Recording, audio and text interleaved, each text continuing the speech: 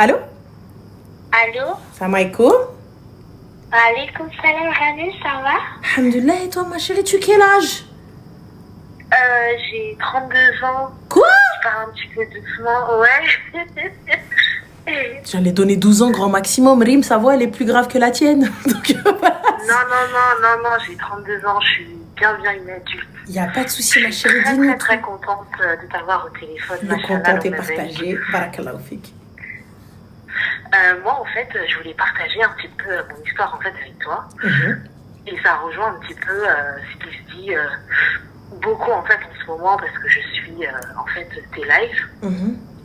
Alors en fait, moi, j'ai été mariée il y a 6 ans maintenant avec un pervers en fait narcissique. Excuse-moi, ma chérie, on t'entend mal. T'as été mariée 6 ans, tu m'as dit?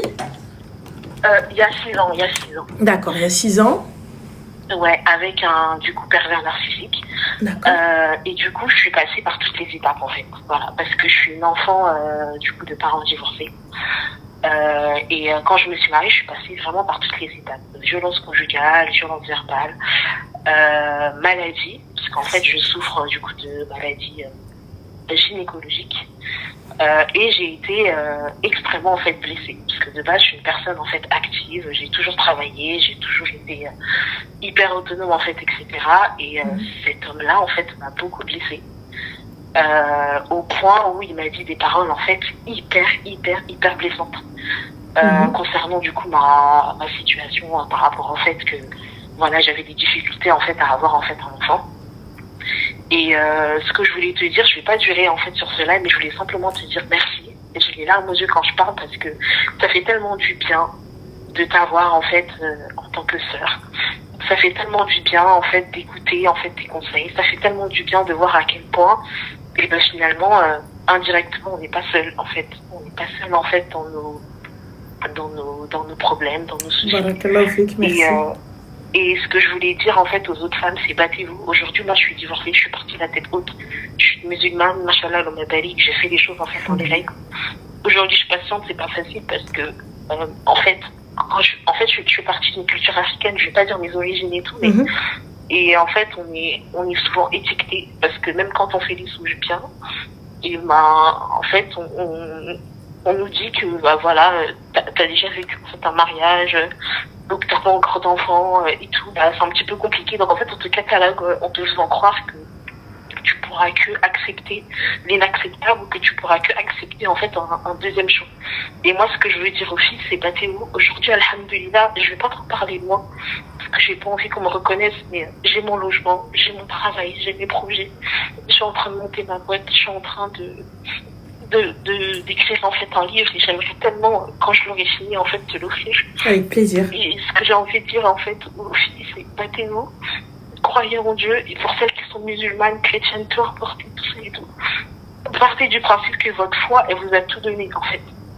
Et nous on est là en fait, on parle beaucoup, mais votre foi en fait elle vous a tout donné et dites-vous que si vous devez avoir quelque chose, et ben vous allez l'avoir. Voilà. Moi c'était juste en fait un message d'espoir. Aujourd'hui, subhanallah, je suis passée de hyper malade parce qu'en fait je souffre d'endométriose, de hyper malade à aujourd'hui ça va mieux en fait. Parce que je me suis tellement éloignée des soucis que je vais mieux. Et en fait, je veux juste que les gens ils prient pour moi, ils prient pour toutes les femmes qui se battent parce que moi, mon modèle, c'est ma mère, en fait. Ma mère, elle a tout vécu, elle est divorcée depuis longtemps. Et moi, je suis là, et voilà, j'essaie de me battre, en fait. Pourtant, je rigole tout le temps. Là, je sais même pas pourquoi je pleure.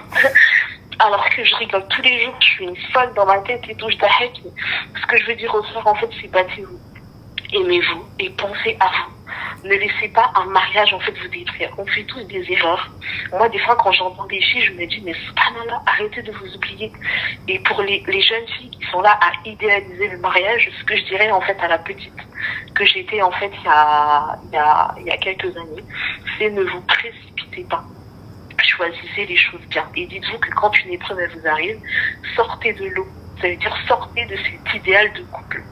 Il n'y a pas meilleur idéal en fait que vous-même. Et cet idéal-là, vous l'aurez quand vous allez apprendre en fait à vous connaître, quand vous allez apprendre en fait à savoir exactement qui vous êtes, quand vous allez apprendre votre religion pour celles qui sont religieuses, parce que finalement toutes les cartes nous ont été données. Après les épreuves, elles sont là pour nous réformer, elles sont là pour nous faire grandir.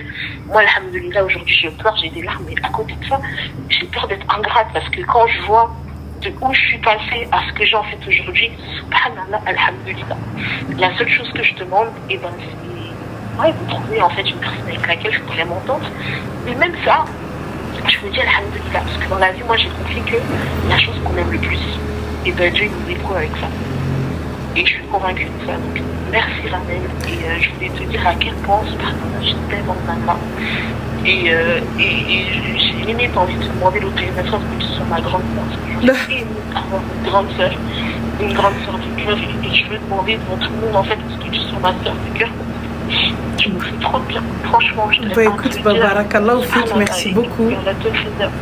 Ajma'in, Inch'Allah. Franchement, c'est barakallahu fik. Merci beaucoup à toi. Je suis très, très, très, très heureuse pour toi et très contente pour toi.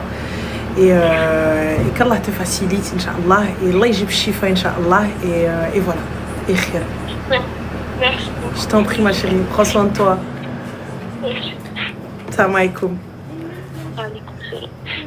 Trop mignonne, merci. C'est pas le ventilo, c'est la voiture qui est arrivée. Et voilà, c'est tout. Donc du coup, moi je suis à l'extérieur. Ça va, c'était cool? C'était bien? Il fait beau en plus, ouais. Ouais, ils étaient en sortie. Ouais, j'ai rangé ce que j'avais, ce dont j'avais besoin et tout, mes affaires et tout. J'ai commencé à charger la voiture. Et voilà, il reste plus que les dernières valises à faire pour les autres, quoi. T'es dans le garage? Non, je suis dans l'espèce de patio. Tu sais, donc là, j'ai la piscine devant moi. Et voilà, quoi. C'est tout. Donc je suis en bas, je suis dans l'espèce de, je sais pas comment vous appelez ça, une pergola, un patio, ce que vous voulez, n'importe quoi. Un dragibus, frère. Non, vous pouvez passer là, y a pas de souci, là, on voit pas. Ta valise. Now. Ouais, Inch'Allah, demain. Montre la piscine, s'il te plaît. Je vais la montrer, mais si tu veux, je te la montre sur Snap tout à l'heure. Hein. Voilà, sans aucun problème. Hein. Ouais. C'est fini les vagues. Pourquoi la valise? Bah il faut ranger, Marès. Pourquoi la valise? Je sais pas, on est venu avec des sacs poubelles. Bah oui, une valise. Allô? Allô? Crochet-on, me raccrocher-on. Il y a des moustiques partout. Il y a des moustiques partout. Je réponds pas aux appels inconnus, les gars, désolé.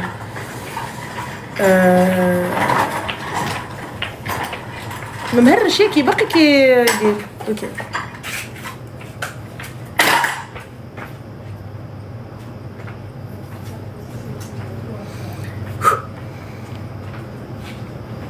Allô? Allô, Ranel? Oui, salam alaikum. Oui, bonjour. Bonjour, pardon. Alors, je t'appelle parce qu'en fait, je vais te demander conseil. Dis-moi tout. Parce que, en fait, j'ai 18 ans. D'accord. Je suis à la fac vers Lyon. Et en fait, ce qui se passe, c'est que je sais pas comment annoncer à ma famille, à mes parents que c'est trop, genre, que du coup, pour essayer de partir, je pars en Erasmus. Tu pars en Erasmus? Ouais. Mais c'est-à-dire en fait, je suis arrivé en L2 là, en septembre. Et je vais faire toutes les démarches. Et je pense qu'avec mon dossier, j'ai toutes les chances pour aller en Erasmus. D'accord. Et sauf que je sais pas forcément comment le dire à ma famille. Parce qu'il faut savoir que je suis dans une famille très traditionnelle espagnole. Et en fait, je sais pas du tout comment y prendre parce que par et exemple, tu pars où Tu pars où? Je pars, j'imagine en Espagne, c'est le plus probable étant donné que j'ai pas les sous pour partir autre part. Mais en plus de ça, c'est pour les études, donc c'est quoi le problème? En fait, c'est que mon pote dit que pour mes parents, partir en Erasmus, c'est genre la décadence. Mais ils connaissent leur fils. Impossible. Hein? Ils connaissent leur fils. Ils savent que leur fils est assidu. Ils savent que leur fils fait bien les choses. Ouais, sauf que j'ai pas l'impression. Parce que, en fait, je t'explique, par exemple, c'était la semaine dernière ou il y a 2 semaines, j'ai mon père, il me dit, ouais, mais de toute façon, tu suis pas en éducation. Je dis, mais comment ça, explique-toi, je veux savoir pourquoi tu me dis ça.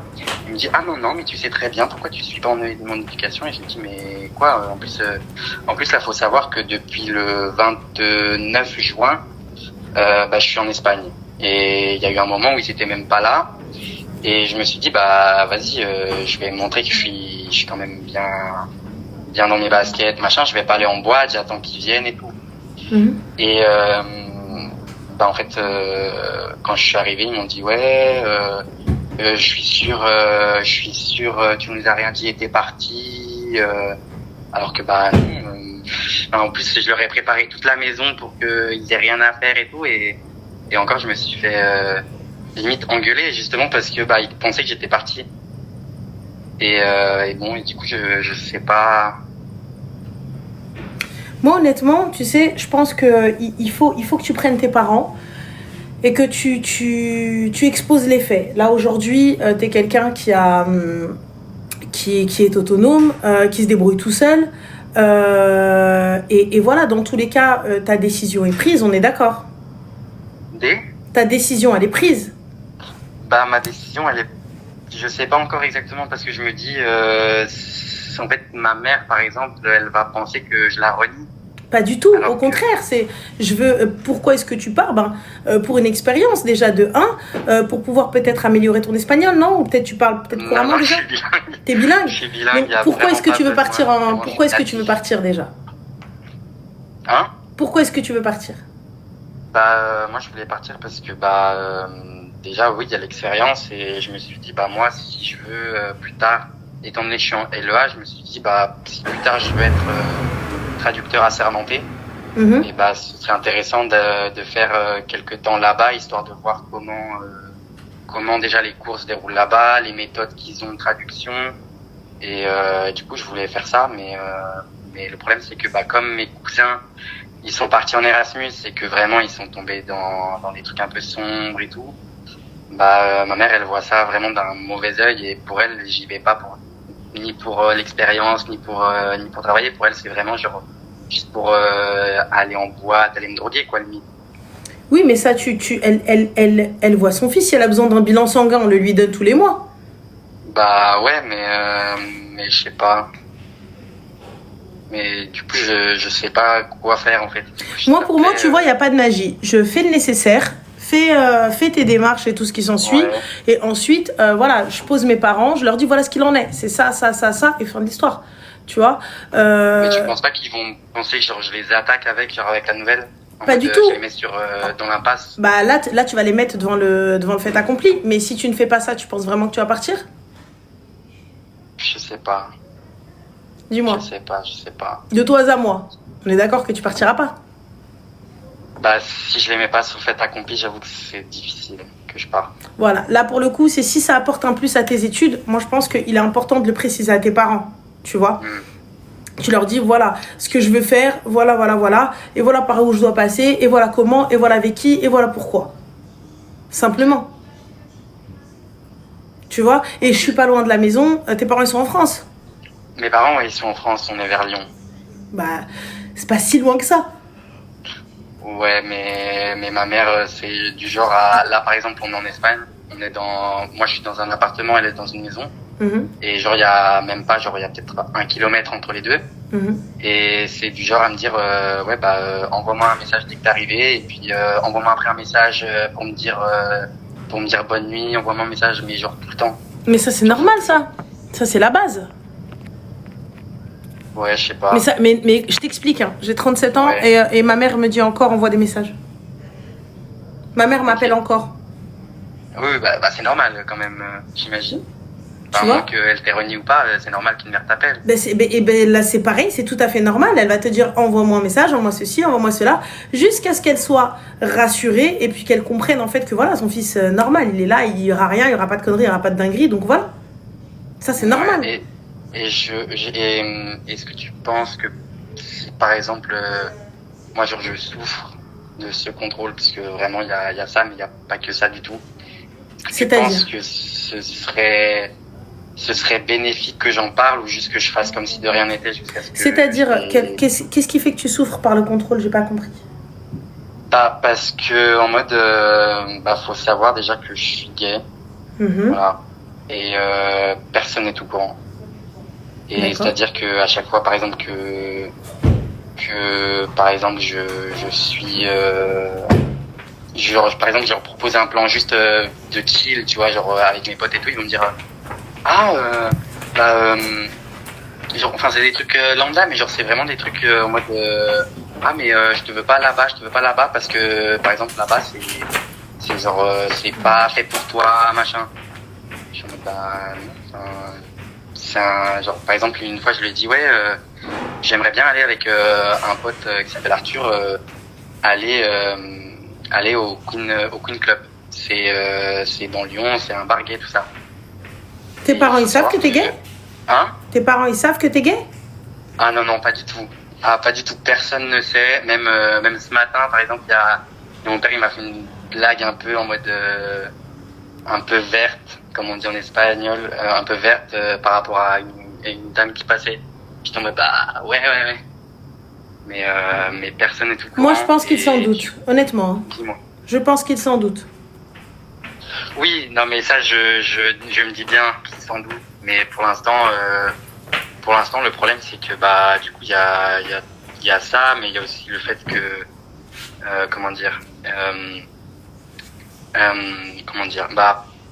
par exemple le contrôle il se fait par rapport aussi à mes sorties, genre par exemple diurnes même. Par exemple, il faut savoir qu'on habite dans un petit patelin où vraiment il y a genre quelques vaches, quelques chèvres et machin. Et je peux même pas genre sortir de chez moi pour dire je vais faire un tour, m'aérer, me rafraîchir, prendre l'air quoi. Parce que direct il y a ma mère derrière qui me dit pourquoi faire, tu vas où? J'aimerais bien que tu me dises par là où tu vas passer, machin. Et derrière j'ai ma sœur qui me dit tu vas où? Comme ça. Et il faut à chaque fois je me justifie, même pour aller par exemple à la salle, parce que moi je suis un peu, on va dire que j'ai eu une période où j'étais un peu enrobé. Et là j'ai commencé à me dire quand même on va rester calme, on va prendre soin de soi quoi. Et quand j'ai dit j'ai pris un abonnement à Kikool, machin, ma mère elle m'a regardé. Elle m'a dit mais pourquoi faire? Tu crois que c'est normal? Je dis pourquoi ce serait pas normal? Elle me dit mais toi tu fais pas de sport, t'en as jamais fait, faut arrêter un moment. Je dis mais y a quoi de mal? Et elle me dit mais non, t'as pas besoin.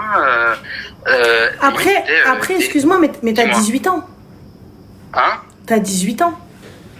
Oui. C'est normal, non? Tu te dis pas que c'est peut-être un petit peu normal le fait que tes parents soient encore sur ton dos? Si, je me dis que c'est normal, mais en fait je me dis c'est quand même, je me dis en fait c'est que il y a par rapport à mes sœurs genre elles sont vraiment genre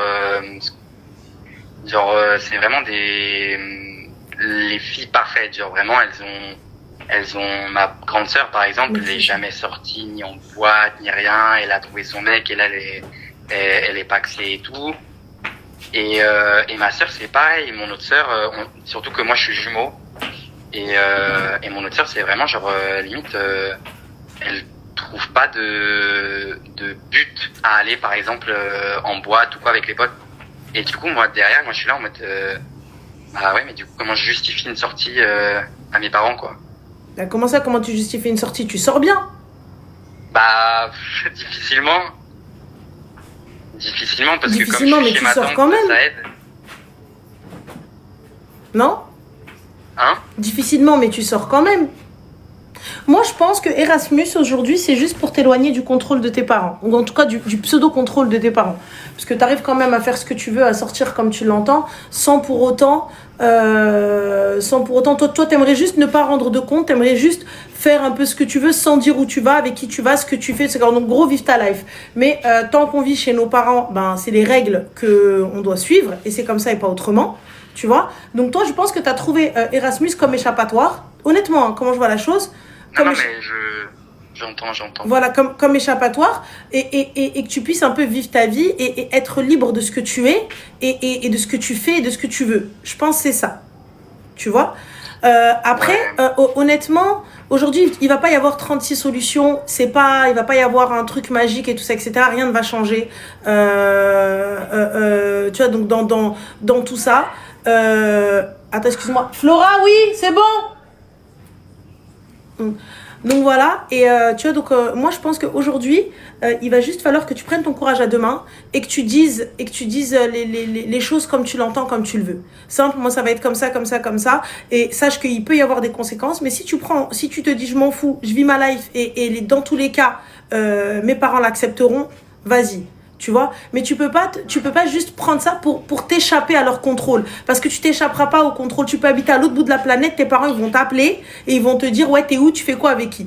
Si c'est juste ça. Mais ça je me dis bien, mais en fait je me dis genre je veux pas non plus qu'ils pensent que genre par exemple en fait je me dis si par exemple ils apprennent que je suis gay, déjà ça se trouve il y a mon père qui me renie, et après je me dis aussi il y a le fait que je veux pas qu'ils pensent que en fait par le fait que je veux qu'ils me fassent confiance parce que je veux pas forcément rendre des comptes, je veux pas qu'ils se disent en fait c'est moi qui les renie, quoi.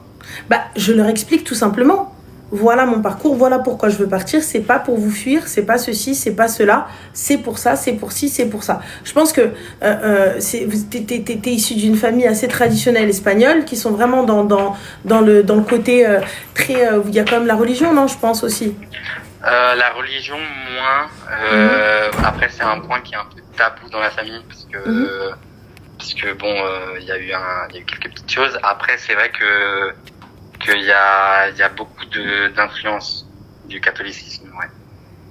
Donc il y a quand même un peu ce côté conservateur où tes sœurs, elles restent entre guillemets lisses et sages, et toi, t'es le garçon qui veut sortir, qui veut faire la fête, qui veut profiter de la life.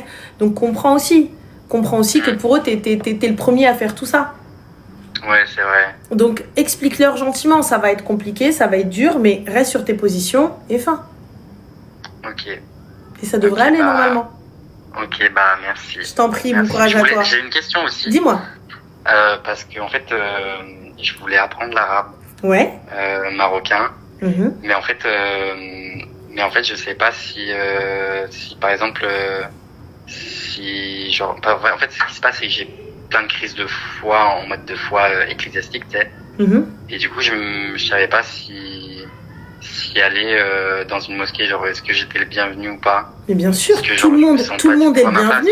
Moi je me sens comme un limite un hypocrite parce qu'au final je renie de ma religion, quoi. Mais pas du tout. Mais regarde, déjà, à la base, à la mosquée, ce sera de l'arabe littéraire et non du marocain. Le marocain, c'est Delhi. Oui, je sais. Tu vois, voilà. Je sais. Donc, si tu souhaites apprendre le littéraire et que tu souhaites aller peut-être en savoir plus un petit peu sur la religion et autres, donc ce sera à la mosquée. Et sache une chose, il n'y a aucun jugement de valeur ou autre à la mosquée. Tu y vas, tu te poses. Si tu demandes à apprendre, on t'enseignera. C'est tout. Okay. Il n'y a pas de... ils t'enseigneront, il n'y aura pas de... Comme je vous le répète, l'islam, c'est réellement, pour ma part, une religion de paix. Donc si vous allez à la mosquée, peu importe ce que vous êtes, peu importe votre croyance, peu importe votre orientation ou ce que vous voulez, la porte, elle vous est grande ouverte.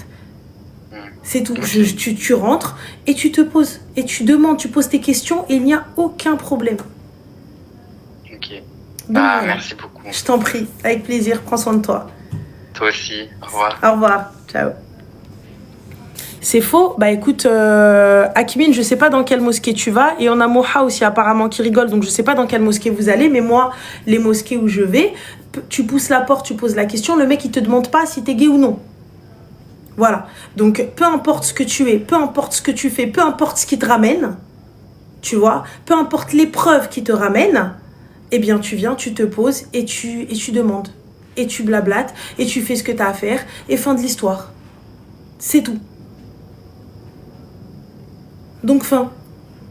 Il n'y a pas de oh mon Dieu, non mais ça va pas, mais jamais, c'est faux. Je sais pas dans quelle mosquée vous allez, mais pour ma part, moi ce que je sais, c'est la tolérance. Tu vois, c'est la tolérance. La personne, elle vient se renseigner. Elle est pas bien en elle-même. Elle sait pas ce qu'elle veut. Elle sait pas ce qu'elle est. Elle sait pas ce qu'il faut. Elle sait pas quoi. Ça arrive. Il sait pas comment est-ce qu'il doit apprendre l'arabe. Est-ce que s'il a le droit, est-ce qu'il peut. Va, regarde, renseigne-toi. Il y a des gens de science qui vont pouvoir t'aider à te renseigner. C'est tout. Des gens de science qui en savent plus que nous et qui pourront t'aider et te renseigner. Pourquoi tu m'as bloqué? Parce que peut-être t'as fait de l'AD. Voilà. Allô? Non, il n'est pas musulman. Allô? Non, il n'est pas musulman. Il y a pas... C'est plus culturel, quoi. J'aimerais tellement être comme Karaba, tu vois, vraiment. Oh là, tu t'es venu, tu m'as appelé Karaba, je la trouve tellement magnifique, cette meuf, Karaba la sorcière. Oh là là, qu'est-ce qu'elle est belle. En plus, elle a du dheb, elle a des diamants, elle a du bijou, elle est... Oh là là là là là là là là là. Elle aime Zineta. Wallah. Vraiment. Tu m'insultes de Karaba comme si ça allait me... Non, genre... Oh non. Ah ben... You. Moustique m'a touché. Allô? Allô? Allô? Oui, salam alaikum. Oui, salam alaikum. Alaikum salam. Ça va? Ça va? Oui, ça va. Dis-nous tout, très cher. Ah non, c'est ma chaîne. Dis-moi, qu'est-ce pas ça? Que puis-je pour toi? Alors, j'appelais juste pour un petit conseil. Dis-moi, que puis-je pour toi? En fait, donc j'ai 33 ans. Ouais. Et j'ai rencontré quelqu'un. Ouais. Mais ça s'est fait sur une appli. Musematch? Non. Inch'Allah, Adopt? Tinder? Non, c'est pas ça. C'est quoi? Mais en fait, ce qui me fait un peu peur, c'est que j'ai un peu peur de l'inconnu. Ah mais non, ma chérie, il faut que tu nous dises d'abord l'appli, c'est quoi? C'est Bumble. Bumble? Ouais. C'est pas un truc avec des fruits ou je sais pas quoi? Non. Ah bah je sais pas alors, je sais pas c'est quoi. Vas-y, ok. Et du coup, donc t'as rencontré quelqu'un sur Blum Blum, là, ou je sais pas quoi, ensuite? Ouais. Et en fait, ça se passe bien. La personne est très respectueuse. Franchement, pas du tout quelqu'un de grossier, vulgaire ou qui a des remarques déplacées. Vraiment, tout se passe très bien. Mm-hmm. Mais en fait, j'ai un blocage. T'as un blocage de? J'ai du mal à vraiment créer un lien alors que... Enfin, je pensais que... En fait, j'ai rien à reprocher à la personne. Et je me dis que j'ai 33 ans, ce serait un peu dommage de faire repousser, de traîner, de bloquer pour ça. Mais si t'as un blocage avec lui ou t'as un blocage dans la rencontre en elle-même? Je pense que c'est en elle-même parce que des fois je me dis, lui, j'ai rien à lui reprocher. Et pourquoi t'as un blocage, ma chérie? Qu'est-ce qui s'est passé avec la personne juste avant? Justement, il s'est rien passé, mais j'arrive pas à... En fait, je sais pas, j'ai l'impression que ça pourrait le faire et du coup, ça me fait peur. Pourquoi ça te fait peur? C'est l'engagement qui te fait peur? Ouais, c'est l'engagement et puis j'ai peur que vu que je le... Enfin, c'est pas que je le sens, ouais, peut-être je le sens pas trop. Et lui, j'ai l'impression que dans sa tête, tout est ok. Et j'ai peur de lui mentir, en fait. Mais pourquoi tu le sens pas trop? Et au bout d'un moment, de pas y arriver, quoi. Pourquoi tu le sens pas trop? En fait, j'ai peur de l'inconnu. Non, avoir peur de l'inconnu, c'est une chose. Mais pourquoi lui, tu ne le sens pas? C'est parce que j'arrive pas à créer de lien. Finalement, cette complicité, normalement, qui peut s'installer un peu naturellement, j'ai l'impression que ça vient pas de mon côté. Si ça vient pas, ma chérie, next, personne suivante. Mais je me dis, en même temps, des fois, quand j'en parle autour de moi, on me dit oui, mais la complicité, entre guillemets, ça vient aussi avec le temps. Non, la complicité ne vient pas avec le temps, ma chérie. C'est justement, peut-être le hub viendra avec le temps, peut-être ce que tu veux, ça viendra avec le temps, mais la complicité, c'est un truc en fait inné, en fait. Je comprends pas. C'est quelque chose, ça le fait, c'est le feeling. Il y a du feeling ou il n'y a pas de feeling? Des fois, vite fait, des fois, non. Comment ça, un exemple? Donne-nous des exemples, parce que c'est flou. Donne-nous des exemples. Des exemples... En fait, je pense aussi, pour être très honnête, je pense aussi que j'ai du mal, on va dire, à zapper une autre personne. Voilà, on y est. Amen. Qu'est pas ça? Quand je vous dis qu'il y a quelqu'un, ne commencez pas à me dire non. Du coup, c'est qui cette personne? Bah, c'est quelqu'un avec qui ça peut pas le faire, tu vois. Bah, du coup, c'est qui raconte-nous, qui est cette personne? C'est quelqu'un que j'ai connu il y a 4-5 ans. Et avec qui on est resté un petit peu en contact, mais ça reste très léger. Mais on n'a jamais vraiment coupé contact de manière claire et définitive, tu vois. C'est-à-dire, vous n'avez jamais coupé contact de manière claire et définitive? Bah, les mois défilent et il y a toujours quelqu'un qui va prendre des nouvelles, tu vois. Oh my gosh, histoire de savoir si on est toujours là à attendre. Ouais, je sais pas si ça va attendre, mais ouais, voir si l'autre a quelqu'un ou pas. Mais du coup, s'il a quelqu'un, qu'est-ce qui se passe? On don't speak with nous ou c'est comment? Ah bah oui, si la personne a quelqu'un, là, ça y est, on se parle plus du tout. Oh, c'est bien, on parlait plus du tout. Mais du coup, voilà. si y a personne, on fait quoi? Bah pour l'instant, il y a personne. D'accord. Mais le gars, tu lui parles encore? Bah moi, je lui parle plus, mais parce que bah là, c'est pour ça que je me suis dit, bon, je vais essayer Non, ma chérie. Le gars, là, le dernier message, c'était quoi? Lequel? Le dernier message, c'était quoi? Mais de quelle personne? Du kharraï, là, de 4 piges. Le dernier message, c'était juste pour reprendre des nouvelles après le ramadan. D'accord. Et pourquoi ça ne peut pas le faire? Parce qu'il y a un écart d'âge qui est trop grand. C'est-à-dire un écart d'âge qui est trop grand? Il a 8 ans de moins que moi. 8 ans de moins que toi, donc pourquoi rester bloqué sur cette personne? Parce que tu sais que ça ne le fera pas. Bah, je sais pas. Bah, comment ça, je sais pas, Khaiti? Tu peux pas me dire, je sais pas, ma sœur. Tu sais que ça le fait pas. Tu sais que ça ne passera pas, mais on continue. C'est quoi? T'attends qu'il rattrape ton âge à chaque fois, ma chérie? Ça passera pas. Enfin, ça, tu vois? C'est pas possible. Non, bah, je sais bien.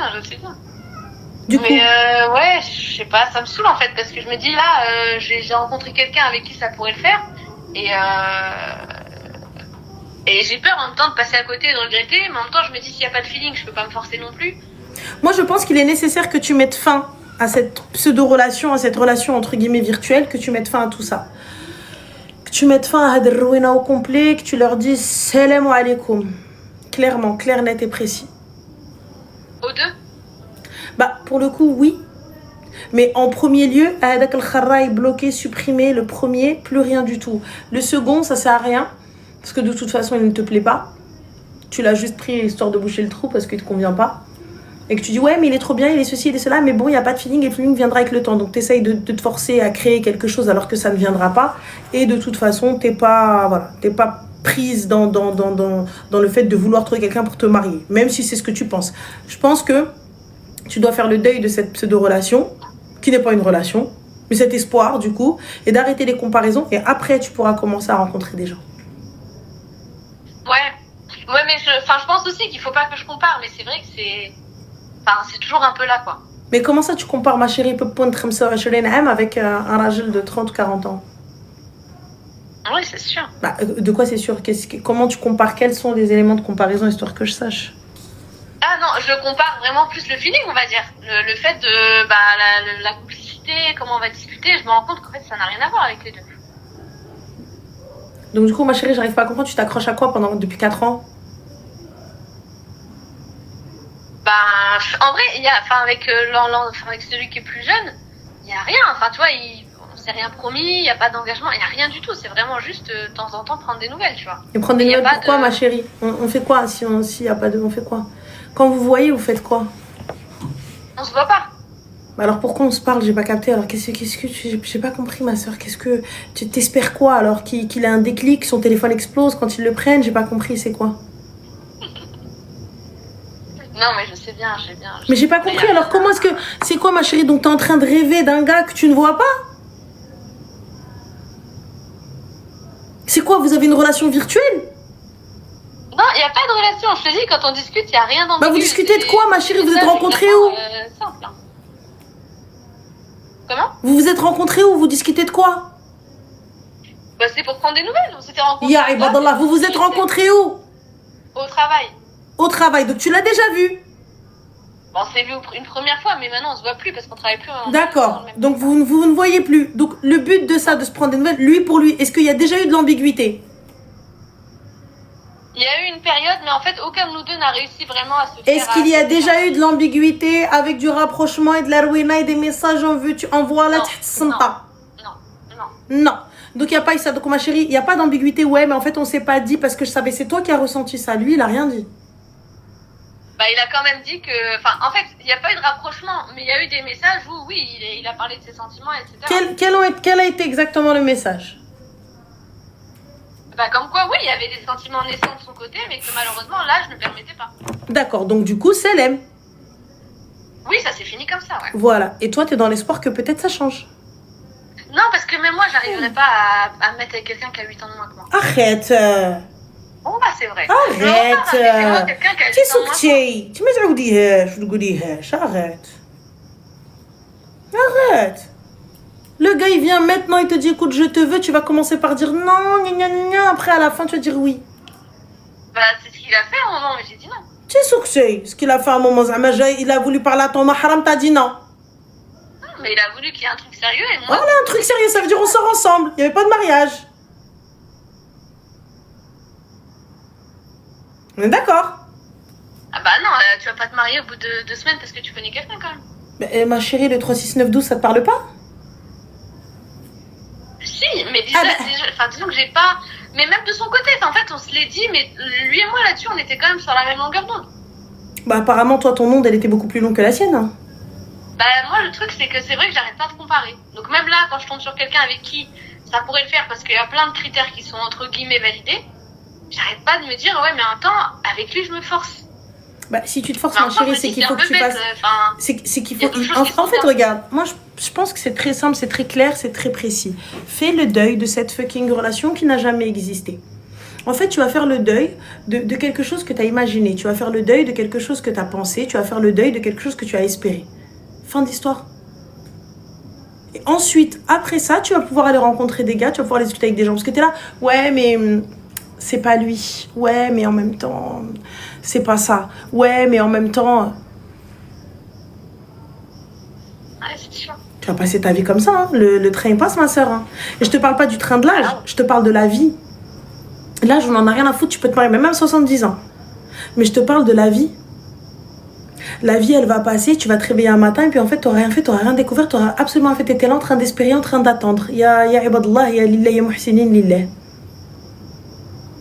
Bah oui, non, mais je suis d'accord avec toi. C'est pour ça que je me dis, est-ce que là, je fais bien, on va dire, de rester bloqué comme ça avec l'autre, alors qu'en vrai, j'ai rien à lui reprocher. Est-ce que je devrais pas, bon bah, c'est pas me forcer un peu, mais voilà, peut-être que ça va me passer. Ou est-ce que non, j'arrête, ça sert à rien. Enfin, tu m'as fatiguée, wallah, tu m'as ammar le marrara diali parce que je viens de te le dire, en fait, j'ai l'impression que t'écoutes pas, t'es buté, t'es borné, tu restes en fait fixé sur, tu fais une fixette sur le mec, sur le plus jeune. Tu n'as aucune attache avec le mec que t'as rencontré sur l'appli. Tu ne le veux pas. T'essaies juste de te convaincre que, en fait, comme ce mec, il te veut, donc tu vas prendre lui. Mais en fait, c'est un échange de bons procédés. Il faut au moins le vouloir. Je te dis pas de l'aimer, d'être amoureuse de lui, de vouloir te jeter d'un star. Mais au moins de kiffer et de vouloir un échange avec cette personne. De vouloir ne serait-ce que en savoir plus sur elle. Tu vois, et peut-être te projeter, te dire, peut-être que potentiellement, en fait, ça va le faire. Mario, oui, mais moi, je suis pas la reine du divorce. Je t'ai déjà dit, je suis l'impératrice du divorce. C'est pas pareil. Donc voilà. Tu vois? Donc en fait, et c'est là ce que j'arrive pas à comprendre, c'est parce que toi tu veux pas comprendre ça. Tu veux pas d'abord faire un travail sur toi et prendre une personne que tu as kiffé. Je t'ai pas dit il faut que tu sois amoureuse. J'ai jamais dit ça. Je t'ai dit juste il faut qu'on soit sur la même longueur d'onde en fait. Il faut qu'on soit raccord sur plein de choses, il faut qu'il y ait du kiff, il faut qu'on soit intéressé. C'est pas je vais aller me poser à côté de toi et je me dis bon, c'est mieux que la peste quoi, la peste ou le choléra, allez la peste. C'est pas ça. On parle quand même de faire ta vie. Pour la personne aussi. On parle quand même de faire ta vie avec quelqu'un, en fait. Je dis pas que ça doit rester toute ta life. Mais au moins, que si tu t'allonges à côté de cette personne, tu sois pas dégoûté, en fait. Tu te dis pas, ouais, mais l'autre, il était mieux quand même. Hein. T'es plus beau, l'autre. Je me marie pas parce que j'ai 33 ans, ou je sais pas, ou par dépit, ou parce que lui, il a l'air bien. Sur le papier, tout le monde est bien. Mais dans la vraie vie, quand tu vas pas être investi, quand tu vas mal parler, quand tu vas mal te projeter, tu crois qu'il va rester avec toi? Non, c'est sûr. Bah. Donc voilà. Donc à un moment donné, faut savoir remettre la mosquée au milieu du village, tu vois, se soigner d'abord, faire le tri, tout enlever et après aller rencontrer des gens. C'est tout. Ouais, Après aller rencontrer des gens. Pourquoi vouloir faire dans le désordre? Non, c'est sûr. Oui, c'est vrai que c'était peut-être pas une bonne idée, c'est pas la meilleure méthode pour passer à autre chose, quoi. Donc voilà, de rien à soi. Donc voilà, très cher. Hein? J'ai dit donc voilà, très cher. Prends soin de toi et fais attention à toi. Bah ouais. Bah merci beaucoup. Je t'en prie. Bisous, Slama. Ciao. Je vais me louer de quelque part. Je vais prendre la route. Je crois 1h du matin, je dois aller checker tout ça. Je vais pas trop tarder, les gars. Je me rattraperai demain. Donc voilà. Tu veux un café, je veux un cappuccino. Ma machine me manque, ma DeLonghi me manque, les gars. Ma DeLonghi avec le lait et tout, ça me manque. Mes cappuccinos au caramel me manquent. Donc ça me manque. Tout me manque. Je suis découragée, là. Elle m'a dépitée. Prochaine fois que je pars, je prends un van et je mets ma DeLonghi. Bah nous, si tu veux. Allô? Allô? Salam alaikum. Oui, bonsoir. Bonsoir. Ça va? Très bien. Ça va et toi? Dis-moi. Bah déjà, je suis trop contente de t'avoir. Ça fait tellement longtemps que je t'écoute. Le plaisir est partagé. Dis-nous. Et par contre, moi, je trouve que t'as la même voix. Ah ouais? T'as la même voix qu'en live. Bah, t'as vu? Alors, en fait, je vais pas recommencer. Je m'attendais tellement pas à t'avoir. Bref. En gros, moi, je voulais te parler en fait d'une situation que j'ai avec mon père. D'accord. Savoir que mon père est d'origine du Maghreb et ma mère des îles. Et du coup, moi, je connais absolument pas la famille de mon père. D'accord. Du fait que ma mère est une femme noire et du coup, qu'elle n'était pas musulmane, etc. Bref. D'accord. Et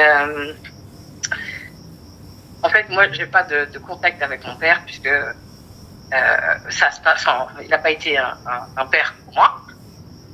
Et la seule, en fait, en ce moment, j'y réfléchis beaucoup parce que il vieillit et que des fois, j'ai un peu une culpabilité en fait de pas pouvoir avoir un lien avec lui, ni avec ce côté-là en fait.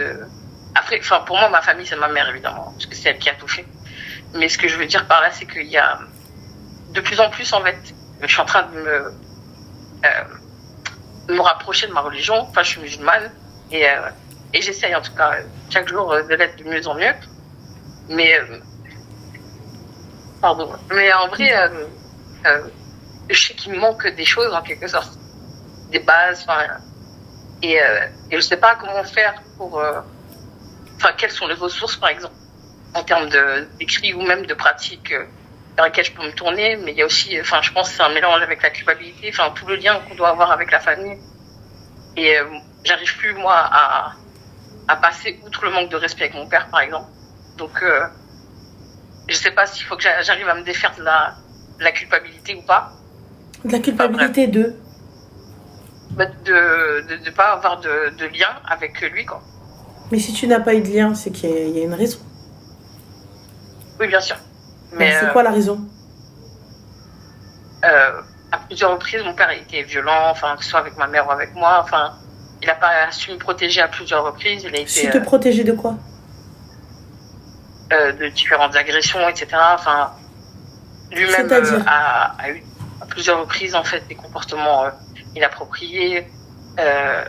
Et en fait, c'est une relation. Quand on était en contact, c'était vraiment limite on était dans un schéma de violence en quelque sorte, dans le sens où c'était au début tout allait bien et après au fur et à mesure il remontrait un visage qui était agressif. Moi j'étais toujours là pour essayer de prendre soin de lui et faire en sorte d'être le plus lisse possible pour que tout se passe bien, parce que c'est quelqu'un d'hyper intéressant au-delà de ça, dans le sens où c'est quelqu'un qui a énormément de savoir et qui m'a transmis des choses intéressantes quand même à d'autres égards, mais il t'a transmis des choses intéressantes, mais si cette personne-là était incestueuse, comment est-ce qu'on peut pardonner? C'est peut-être pas lui-même, mais je veux dire, en tout cas, il savait, il était au courant, et ça, c'est quelque chose qu'il m'a toujours reproché. Il m'accuse de mentir, même si... Comment est-ce que tu savais qu'il était au courant? Parce que moi, je lui ai dit et... Alors, il y a une différence entre il était au courant et entre il ne m'a pas cru. Ouais. Est-ce qu'il savait et il a fermé les yeux, ou est-ce qu'il ne t'a pas cru? Je pense qu'il ne me croit toujours pas, ouais, c'est ça. Donc quelque chose, à chaque fois qu'on essayait de reprendre contact, et qu'il y avait toujours dans les périodes de crise où ça revenait, et c'était le sujet principal, comme si c'était un rejet, qu'il me reprochait d'avoir menti depuis que j'ai 8 ans, quoi. Alors que dès que c'est arrivé, la première fois que c'est arrivé, j'en ai parlé. Et la personne, il la connaît? Oui. C'est un membre de la famille? Non. C'est un ami à lui? Oui. Quelqu'un de respecté, respectable? Évidemment. D'accord, ils sont toujours amis? Je sais pas, je sais pas du tout. Je sais pas du tout parce que j'ai plus du tout de contact avec... je sais que il y a eu un moment où... c'était le moment où j'ai vraiment décidé de couper les ponts avec lui, c'est quand il m'a dit qu'il y avait des gens, en fait, du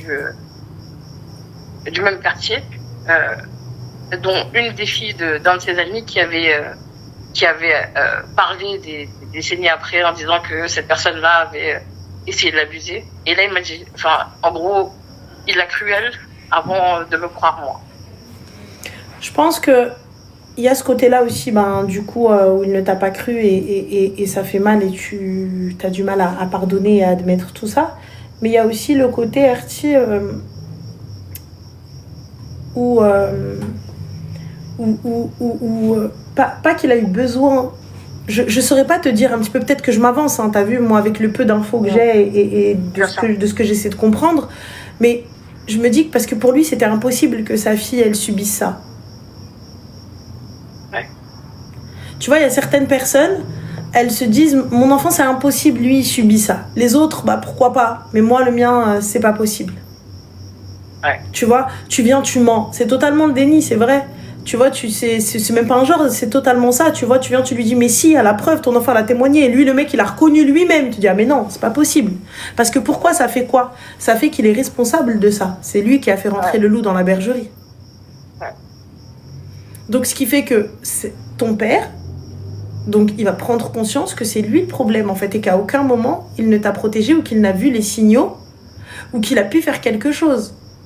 Donc, s'il admet ce qui t'est arrivé et qu'il accepte ce qui t'est arrivé, il est obligé d'accepter sa part de responsabilité. Ouais. C'est ça qui je pense qui me... Plus le temps passe et plus je me dis, mais... Et même si je me suis construite seule, je veux dire. Mais il y a quand même une part de moi, en fait, qui aimerait juste qu'il reconnaisse ça. Bon, après, je sais que ça ne m'appartient pas et tout, mais ce que je veux dire, c'est que ce serait tellement plus simple, même pour lui, je me dis, d'accepter juste ça et de passer à autre chose. J'ai l'impression qu'il y a un truc où... C'est toi qui as besoin qu'il accepte. Ouais, c'est vrai. C'est pas lui. Lui, il vit dans son déni, il le vit très très bien, tu vois. Mais c'est toi qui as besoin qu'il accepte pour que toi, tu passes à autre chose. Parce que moi, très sincèrement, t'as vu une psy ou pas? Oui. T'es encore en thérapie ou pas? Non, plus en ce moment, non. Donc, je pense qu'il est nécessaire que tu vois une thérapeute, une psy ou ce que tu veux, vraiment quelqu'un, que tu puisses passer à autre chose et que tu acceptes qu'il n'y ait peut-être pas de reconnaissance de ton père. Ouais. Tu vois, que tu acceptes que ton père ne reconnaîtra pas, que ton père n'admettra pas, parce que s'il admet cette erreur-là, parce que ce qu'il va appeler une erreur, s'il admet ça, eh bien, ça veut dire que c'est un père défaillant. Ouais. Et là, il faut que tu vives ta vie. Tu peux pas rester dans l'espoir et dans l'attente, merci Zine, dans l'espoir et dans l'attente qu'il accepte un jour. S'il n'accepte pas, on fait quoi? Non, c'est clair. Donc je continue à passer à côté de ma vie? Ouais. En fait, c'est clairement ça. Du coup, on fait quoi?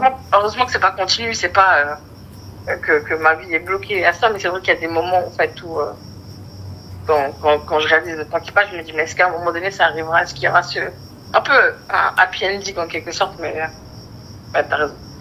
C'est vrai que je me reconcentre directement sur moi seul. Totalement. Vis ta vie, passe pas à côté de ta vie.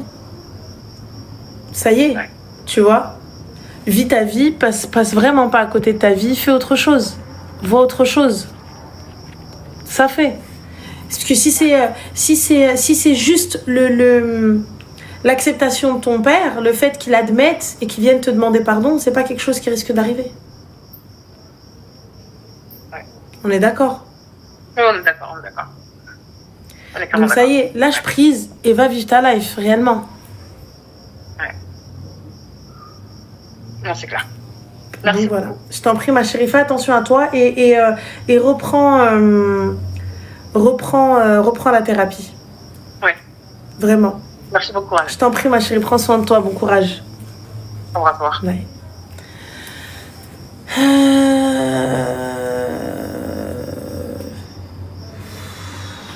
Alors, Zayn, tu me suis même pas et tu viens guédera sur mon live, je te banne.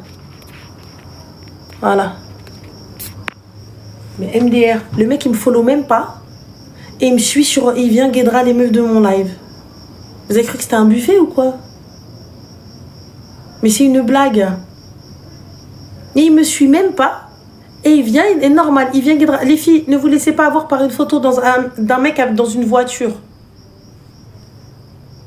Nous aussi, on a roulé des grosses voitures et c'était pas à nous. Là, on nous les a prêtées. Genre, fais un tour. Dinguerie. Sert à rien.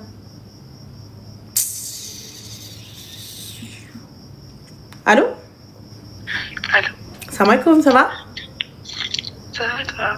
Alhamdulillah. Dis-nous tout très cher, que puis-je pour toi? Alors voilà, déjà, merci pour tes conseils. Ça m'aide beaucoup. Avec plaisir. Est-ce que tu pourrais parler un peu plus fort, s'il te plaît? C'est mieux là? Ouais, merci. Alors maintenant, j'ai besoin d'un conseil en fait. Le truc c'est que il y a moins d'un an, je suis sortie avec un garçon. Et le truc c'est que j'ai reçu des violences, tout ça, et des menaces et tout. Sachant que moins d'un an après ça, je me suis fait élever par un de mes autres ex. Et le truc c'est que j'ai beau aller voir une psy en ce moment, mais j'arrive pas en fait, c'est au-dessus de mes forces. Quand je suis entourée de gens et tout, ça passe pas en fait. Je fais des crises d'angoisse, tout ça quoi. Et j'aimerais savoir ce que tu aurais comme conseil à me donner. Ça fait combien de temps que tu es suivie par une psy? Ça fait maintenant quelques mois, à peu près 2-3 mois. Alors ma chérie, il faut laisser le temps à la thérapie. Faut laisser le temps à la thérapie et faire en sorte que tu puisses t'ouvrir, que tu puisses en discuter. Il n'y a pas de magie, il n'y a pas de truc, je vais te dire bien sûr, allonge-toi sur le dos, respire et ça va passer, ça ne passera pas. C'est des faits, c'est des choses qui te sont arrivées et là c'est le corps qui parle, c'est ton esprit qui parle et ça a besoin de pas d'effacer, mais juste de pouvoir vivre avec ce qui s'est passé. Tu vois, parce que c'est des choses qui ne s'effaceront pas. C'est des choses que tu n'oublieras pas, mais avec lesquelles tu pourras vivre. Parce que de 1, t'es la victime. De 2, c'est pas de ta faute. Et de 3, la vie continue. Et alhamdoulilah, t'es en vie et tout va bien pour toi. Ah oui, c'est sûr. Alhamdoulilah, je suis en vie, comme tu dis. Mais le truc, c'est que... Ouais, j'ai porté plainte, j'ai tout fait, mais il n'y a rien qui fonctionne en fait. Maintenant, je suis bloquée au niveau du travail en fait. Je trouve plus de travail parce que dès que je suis entourée de gens, vraiment, ça va pas, je tiens 1 heure, 2 heures maximum. 1 heure, 2 heures, je pense que tu es en train de développer une phobie sociale. Et là, il va falloir que tu gères ça très très vite. Tu gères ça très vite, tu vois. Mais je pense que si la psy... moi, je pense qu'il faut du temps pour que ça fasse effet, que tu t'ouvres à ta psy. Mais il faut que tu te sentes à l'aise pour parler à ton thérapeute ou à ta psy. C'est bien ça, le problème c'est que je sens qu'en fait ça m'aide pas en fait. Le fait d'en parler, comment dire, ça empire les choses. Je sais pas pourquoi ça empire les choses? En fait, j'ai beau en parler autour de moi, j'ai beau en parler à la psy, j'ai beau tout faire, mais il n'y a rien qui change, ça empire les choses. Au contraire, ça me fait repenser à tout ça et ça me met encore plus mal en fait. Mais que te dit la psy? La psy, elle m'a fait de l'envoûtement. Quoi? Elle m'a fait, comment dire, je sais pas comment on appelle ça. C'est quelle psy qui envoûte les gens là? C'est une psy, en fait, je suis à une mission locale, en fait, un truc contrat jeune, parce que j'ai 18 ans. Et le truc, c'est que... Mais attends, ma chérie, c'est quel envoûtement là tu parles? Je sais pas comment on appelle ça. De l'hypnose? C'est un truc... Oui, voilà. Et elle essaye de chercher dans mon passé, tout ça, sauf que, en fait, plus elle cherche et plus ça me met mal, en fait. Eh ben, peut-être que c'est pas ce qu'il te faut. Pourquoi est-ce que tu vas pas faire une psy classique? En fait, c'est que, ouais, en fait, je sais pas du tout, en fait. Là, je suis arrivée à un point où vraiment, il n'y a rien qui fonctionne et... y a pas, c'est pas, il n'y a rien qui fonctionne. Tu n'as essayé que l'hypnose. Arrête l'hypnose pour ma part et essaye juste une psychanalyse classique. Et, ouais. Tu es musulmane? Oui, je suis reconvertie en fait. D'accord. Je me suis reconvertie à Masha'Allah. Eh ben, il y a des psys qui sont des psys musulmanes, tu le sais ou pas? Non, je ne savais pas. Bah si, il y a des psys musulmanes et elle va pouvoir aussi t'aider et en passant aussi, en prenant en compte ta foi, et elle va pouvoir peut-être t'aider mieux que ça. Non pas que ça ne fonctionne pas, mais bon, pour elle, ça n'a pas l'air de fonctionner. Oui. C'est bien ça le problème, c'est que là maintenant je suis dans une impasse où je peux même pas travailler en fait. Et j'ai des reproches par ma famille en fait. C'est tu dors toute la journée, tu fous rien, tes gens passent quoi. Franchement, moi je te dis ma chérie, change de psy. Change de psy. Change de psy et améliore ta foi avec Allah. Moi, ce que j'essaie de faire de jour en jour, en fait, je lis le Coran, j'essaie d'aller dans la mosquée et tout ça, quoi. J'ai même pris en compte le fait de me voiler un jour, tout ça, enfin, voilà. Inch'Allah, step by step, mais change de psy. Si ça ne fonctionne pas, change de psychologue. Donc, tu me conseillerais de prendre une psy musulmane. Qui est dans la même religion. Ouais, qui est de la même religion. Pourquoi? Parce qu'elle va prendre en compte ton djinn et donc du coup, même lorsqu'elle va t'aider et tout ça, ça va aller le faire. Ça va le faire ou là, ça va aller le faire. Ça va le faire. D'accord. Bah, merci. Et tu sais, une thérapie, ça se voit pas du premier truc, hein, du premier rendez-vous. Il faut un petit peu de temps. Mais tu sens s'il y a un feeling, si tu as envie de t'ouvrir à la personne, si tu veux discuter avec elle ou pas. Après, je pense qu'il y a aussi le fait que je me sens pas à l'aise avec elle, peut-être. Peut-être aussi, tu vois, il faut 2-3 séances un peu pour voir si vraiment c'est vraiment elle, la personne, tu te sens pas à l'aise avec elle, ou c'est plutôt ce qu'elle te propose et tout. Et après, ça va le faire, Inch'Allah. Inch'Allah, en tout cas, merci. Je t'en prie, avec plaisir, Zine. Avec plaisir, beaucoup. Prends soin de toi. Inch'Allah, j'irai mieux et voilà. Inch'Allah, bien sûr, j'en doute absolument pas, tu vas aller mieux. Merci pour les vidéos que tu fais, ça m'aide beaucoup quand même. Je t'en prie, ma chérie, prends soin de toi et fais attention à toi. Toi aussi, bisous. Salam. On peut pas juger l'efficacité d'une thérapie, d'une psychanalyse sur un seul rendez-vous. Pour moi, il est nécessaire d'en faire plusieurs pour que tu sentes si oui ou non c'est vraiment la personne que tu n'aimes pas, la manière de travailler, l'approche, tu vois. Tu peux pas juste y aller et dire non, j'aime pas. Et le feeling aussi, tu vois. Mais Mskina, c'est sûr, quand t'es jeune, c'est hyper compliqué. C'est hyper compliqué. On va prendre un dernier appel, les gars, et après, je dois aller terminer mes affaires. Et promis, demain, je me rattrape, Inch'Allah. Tu es folle. Oui, c'est vrai. Ah, j'ai oublié, je prends pas les appels en privé. Tu es folle. Pourquoi tu fais pas psy? Non, il faut des années d'études. Déjà, thérapeute, ça suffit. Si en plus, il faut faire psy. Psy, après, on va se retrouver... Rouina, Oubelbella et tout ça. Allô? Oui, allô? Oui, bonsoir, Salem, ça va? Bonsoir, Anel, ça va et toi? Super, alhamdoulilah. Dis-nous tout très cher, que puis-je pour toi? Bah écoute, déjà, merci d'avoir pris mon appel. Ça fait bientôt 1 an que j'ai ton numéro de téléphone enregistré dans mon téléphone et que j'hésite à t'appeler. Ouais. J'ai... Alors, par où commencer ? Je vais commencer par le début. J'ai été mariée il y a à peu près 3 ans maintenant que j'ai divorcé. J'ai été mariée pendant presque 6 ans. D'accord. Je me suis mariée très vite. Tu vois, le 3-6-12, là, je l'ai fait en 2 mois. On va dire que 2 mois après avoir rencontré mon ex-mari, je me suis mariée. Mmh. C'est un homme qui avait déjà 2 enfants avec 2 femmes différentes. Et tu t'es pas posé de questions? T'as pas cherché à avoir des renseignements sur cette personne? Bien sûr, mais il faut savoir que quand je l'ai rencontré, il avait que ça. On était au courant que de son fils. Quoi? Ah ouais. Mais ma chérie, vous vous êtes pas renseignée sur cet homme-là?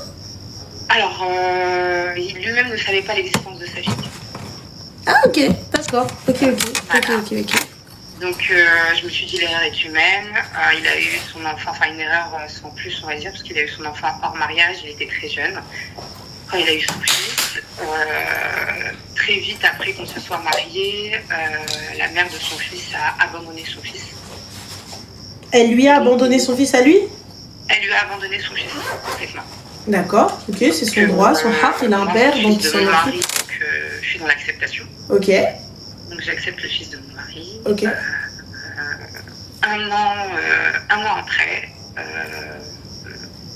après, il y a une femme qui vient de nulle part, qui vient avec une petite fille de moins d'1 an, donc, et qui lui présente comme sa fille.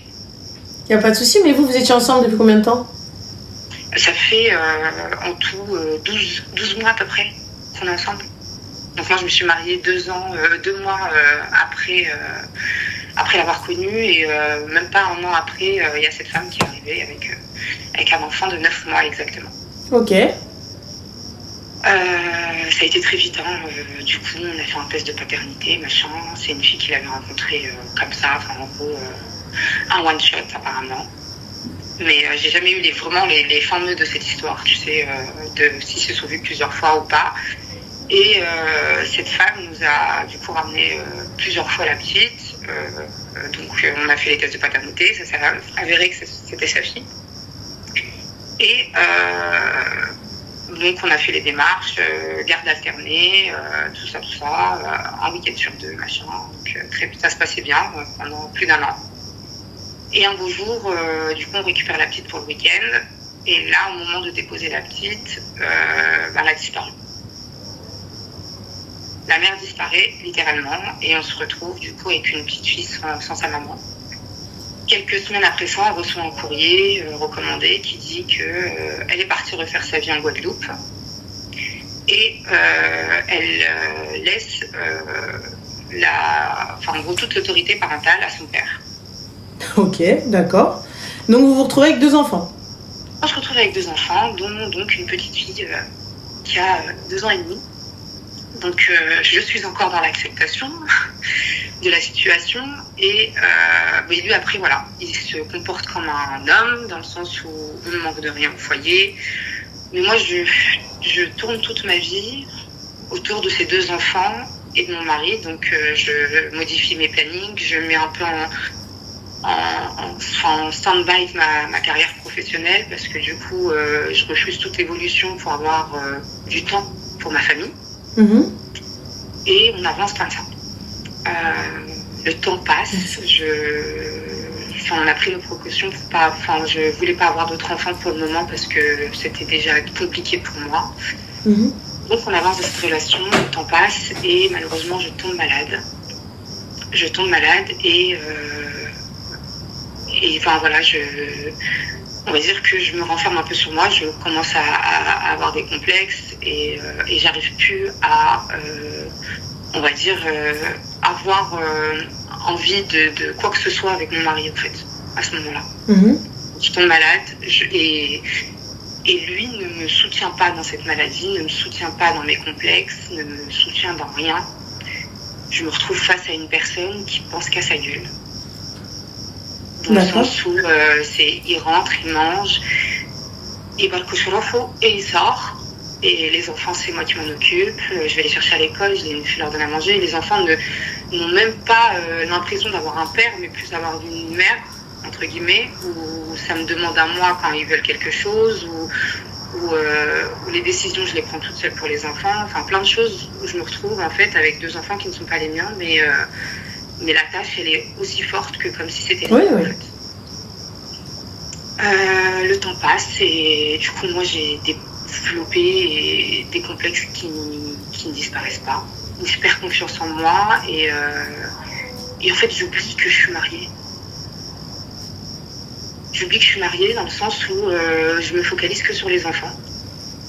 Et un beau jour, il y a une meuf qui m'appelle, enfin une femme qui m'appelle.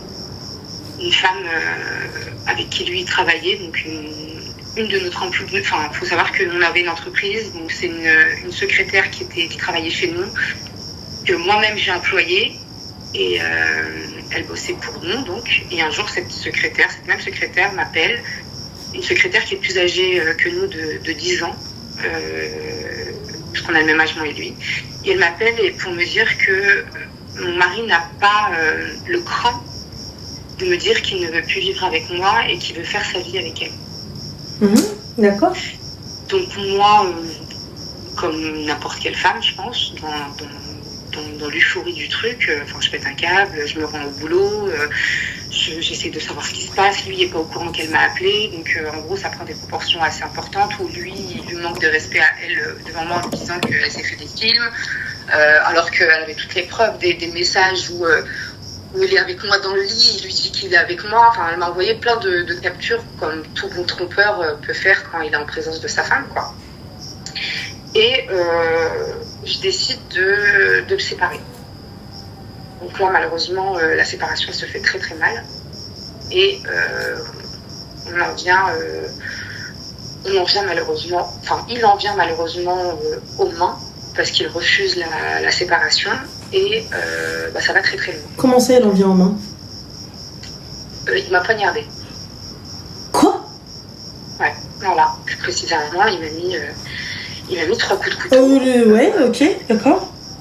Donc là, ça va... c'est son fils qui appelle les pompiers, la police. Son fils de quel âge? Son fils avait 12 ans à l'époque. Et du coup, on se retrouve dans une situation qui est catastrophique parce que moi, j'ai la police qui vient chez moi, je suis dans un état où je peux pas réagir, donc je me retrouve à l'hôpital où ma famille n'était pas au courant de ce qui était en train de se passer à ce moment-là. Donc ma famille a été contactée aussi, sa famille aussi à lui. Enfin, personne ne se doutait de ce qui se passait dans notre foyer à ce moment-là. Et malheureusement, ça a explosé, donc il a été en prison. Et les enfants? Et les enfants sont restés avec moi. D'accord. Alors, ce qui se passe pendant qu'il est en prison, j'ai été un peu conne parce que moi, j'ai pas porté plainte. C'est une décision de la juge qui a été faite. Ouais.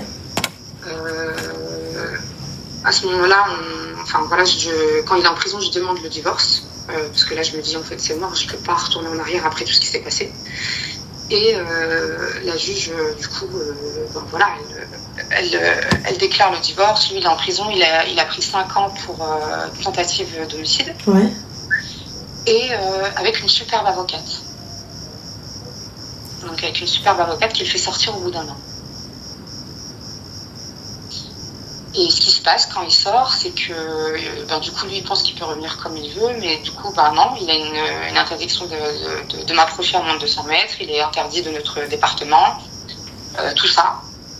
Et ce qui se passe, c'est que quelques temps après ça, j'apprends qu'il s'est marié avec son avocate. Pendant ce moment, j'ai encore les enfants.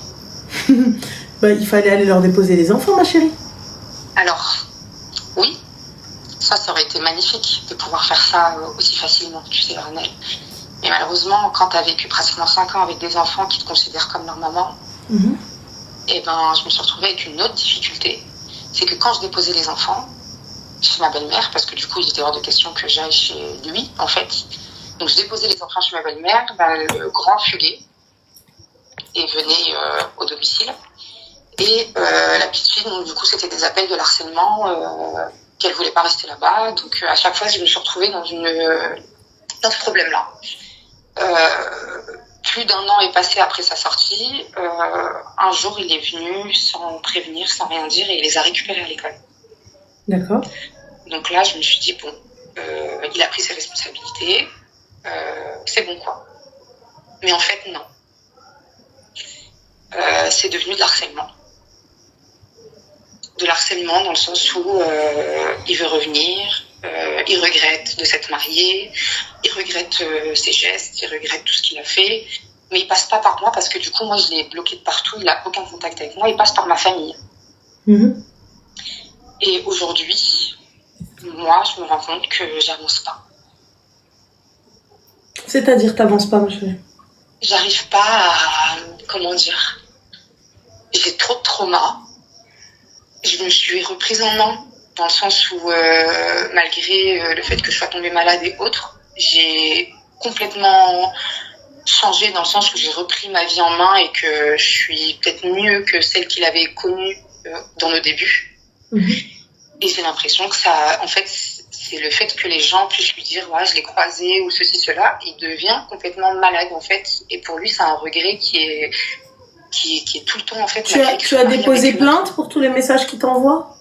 Pardon? Tu as déposé plainte pour tous les messages qu'il t'envoie? Moi, il n'a pas de contact avec moi.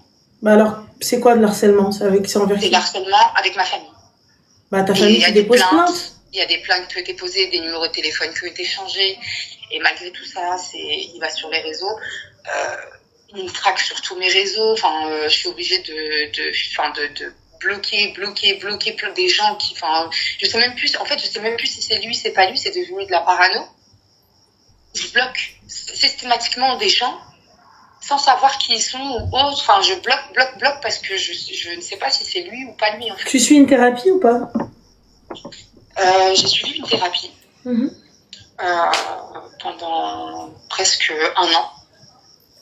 Mais j'ai l'impression que je vois pas l'utilité, en fait. Pourquoi? Parce que c'est vrai que je suis passée outre le fait que les sentiments, je suis passée outre tout ce qui a pu se passer. Je pense que mon trauma aujourd'hui, je me dis, et si ça recommençait, en fait? Sans me vanter, sans me jeter des fleurs, sans me prendre pour ce que je ne suis peut-être pas. Mais j'ai 36 ans et souvent on me dit que j'en fais moins.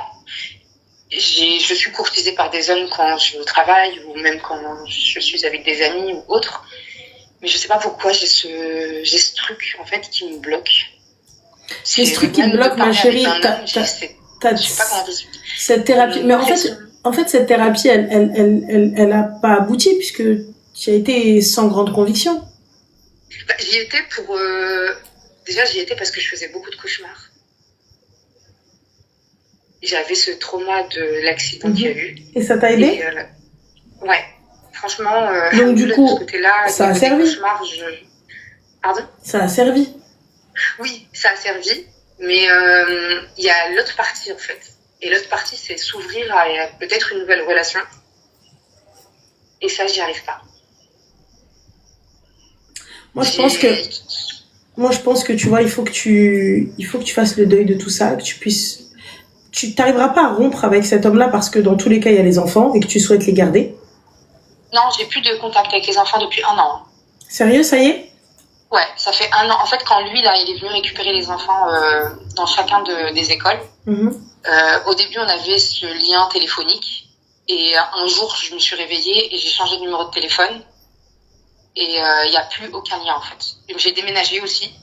Donc, j'ai plus du tout de contact avec les enfants.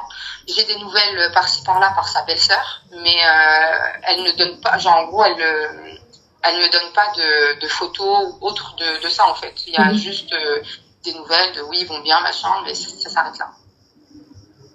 Eh bien, je pense, ma chérie, que tu devrais peut-être reprendre une thérapie. Je pense que tu devrais peut-être reprendre une thérapie, parce que t'en as pas fait après la rupture, enfin après le lien, les enfants que t'as déposés. Bah, j'étais encore en thérapie à ce moment-là. Ouais, et du coup, qu'est-ce qu'elle t'a dit, la thérapeute? Elle pense que je suis prête à aller de l'avant, parce que c'est moi-même qui me fais un blocage. Ah oui, ça oui. Mais le problème, c'est que... Enfin, peut-être que tu vas me prendre pour une folle, tu vois. Mais des fois, je vais parler avec un mec, il va avoir tous les critères, tout ce qu'une femme peut espérer d'un homme, même dans sa manière de se comporter. Et d'un coup, toute seule, je vais arrêter de lui parler. Après, ma chérie, avec ce qui t'est arrivé, c'est encore heureux que ça t'arrive un petit peu, tu vois. Ouais. Avec ce qui je t'est vais arrivé. arrêter de parler et je vais me taire dans le silence. Et Miskin, lui, il va continuer à envoyer des messages, à appeler et tout. Et genre, en gros, comme une belle là, genre, en gros, je réponds plus. Ça, il va juste falloir travailler sur ça. Mais je peux comprendre qu'il y a encore des traumatismes, il y a encore de la crainte, il y a encore de la peur. Donc, c'est normal. Et le pire, c'est que on a un cercle d'amis où tous nos amis, genre, en gros, se connaissent. Mais moi, j'arrive pas à comprendre pourquoi t'as pas rompu les liens même avec les amis, même avec ceux qui sont avec lui. Mais j'ai rompu des liens, mais genre, par exemple, j'ai des copines à moi pendant le temps de notre relation, j'ai des copines à moi qui se sont mariées avec des potes à lui. Bah alors, Salem, écoute-moi bien, je coupe tout lien. Ils doivent faire un choix, soit lui, soit moi. Fin. Bah, tu vois, j'ai 2 copines qui ont fait le choix, par exemple, mais elles sont mariées avec 2 potes à lui. Donc lui, ses potes, ils parlent plus avec moi, mais mes copines, elles parlent plus avec lui. Ils font tout séparément, c'est-à-dire que quand lui il s'est marié, leurs maris ils sont partis à son mariage avec l'autre femme, et mes copines elles ont pas été. Mais le problème c'est que tu vois il y a toujours quelque chose en fait. Mais moi aujourd'hui mon problème, enfin là pourquoi je t'appelle en vrai, c'est est-ce que tu penses que je devrais faire différemment pour rencontrer une personne, dans le sens où est-ce que tu penses que si je rencontre une personne et que je lui dise que j'ai des craintes, parce que jusqu'à aujourd'hui toutes les personnes que j'ai pu rencontrer, je leur ai jamais parlé de mon passé, je leur ai jamais parlé de mes blessures. Mais non, on parle pas de ça, ma chérie. Oui, voilà, moi j'ai toujours été sur cette position-là. On ne parle jamais de ce qui a pu se passer auparavant. C'est là aujourd'hui, viens on crée quelque chose de nouveau en fait. Oui, mais créer quelque chose de nouveau avec des traumatismes encore tout récents, tout frais, c'est pas possible. Tu peux pas. Tu peux pas créer quelque chose de nouveau encore avec tout ça. Tu dois d'abord soigner ça et ensuite, tu vois, exactement, te reconstruire d'abord. T'as perdu 2 enfants. Un gars, t'as quand même planté. Je sais pas, c'est une dinguerie quand même. Donc laisse-toi le temps en fait. Ouais. Ça fait déjà 3 ans quand même. Mais laisse-toi le temps. Ça fait 1 an que t'as plus de contact avec les enfants. Ouais. Donc ça fait 1 an, ma chérie, ça fait pas 3 ans. Non, mais lui, genre, en gros, notre... Il est resté dans ta vie, ça fait que 1 an qu'il n'y a plus de contact. Parce qu'il venait récupérer les enfants, il y avait toujours du lien. Non. Il me les a laissés comme ça. Genre, même pas, il venait voir ses enfants, rien. Ma chérie, tant que tu avais les enfants, il y avait un lien. Ouais, bien sûr. C'est ça, en fait. Voilà. Donc tant qu'il y avait les enfants, il y avait un lien. Là, depuis 1 an, il n'y a plus de lien, il n'y a plus rien, c'est fini. Genre là, ta vie peut commencer. Donc là, yallah. Yallah, je me dis, les années elles passent quand même, plus 36 ans. Bah, les années elles passent, ma chérie. Donc soit on se met un coup de pied et on essaye, tu vois. Donc et on essaye de comment te dire, de se faire violence un petit peu et de se dire que tous les hommes ne sont pas pareils. Tu vois, tous les hommes c'est pas des psychopathes, c'est pas des fous. Et je pense qu'aujourd'hui t'as assez d'exemples de red flag pour éviter tout ça, tu vois. Donc je pense qu'aujourd'hui tu sais un petit peu à quoi t'en tenir, s'il y a telle ou telle chose, tu sais qu'il y a tel ou tel truc, s'il y a tel red flag, non je reste pas, tu vois. Ouais. Je pense. T'as vu de quoi tu étais capable et t'as vu de quoi un homme est capable. Ouais, bien sûr. Et le pire c'est que j'ai rencontré je sais que je suis passée à côté de très bonnes personnes. Tu n'étais pas prête. On se dit pas que je suis passée à côté de très bonnes personnes. Tout c'était pas ton mektoub et tu n'étais pas prête.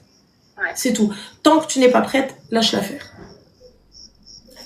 Okay. Ne regarde pas le temps qui passe ou l'âge. Ça sert à rien, ma soeur. En fait, je sais pas pourquoi, mais j'ai l'impression de stresser de non. Ça, en fait. Guéris-toi, soigne-toi, et après, ma soeur, on pourra voir autre chose. Et après, on pourra voir chez Haja, on pourra voir quelque chose, c'est pas un problème. Mais le reste, lâche l'affaire. Inch'Allah.